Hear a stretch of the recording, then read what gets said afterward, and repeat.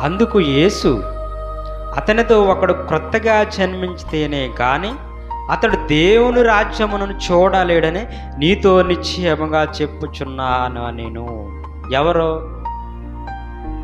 క్రొత్తగా జన్మించవలసిన అవసరత ఎవరికి? క్రీస్తులో కడగబడిన నీవు క్రొత్తగా జన్మించినట్టే. కానీ దేవుని రాజ్యానికి రావాలంటే క్రొత్తగా జన్మించాలి. నువ్వు ఎన్ని సంవత్సరాలు దేవుని సన్నిధిలో ఎన్ని చేసినా వేస్టే.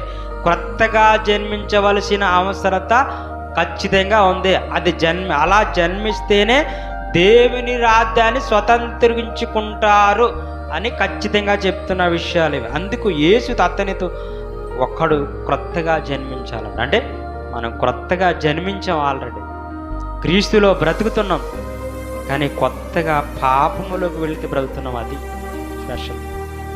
క్రొత్తగా జన్మించాం రైటే, కొత్తగానే పాపం చేస్తూ సాతాను చేతిలో బంధకమ్మలుగా ఉన్నాం.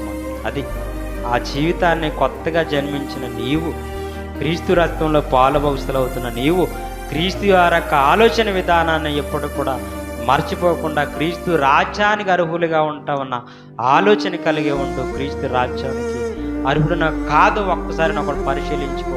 పరిశీలన జీవితంలో నీ కుటుంబం ఉందా, నీ ఉన్న వాళ్ళని ఒకసారి ఆలోచించుకో. ఒకసారి క్రీస్తు వారి యొక్క మరణం ఒకసారి ఆలోచించుకో. క్రీస్తు వారి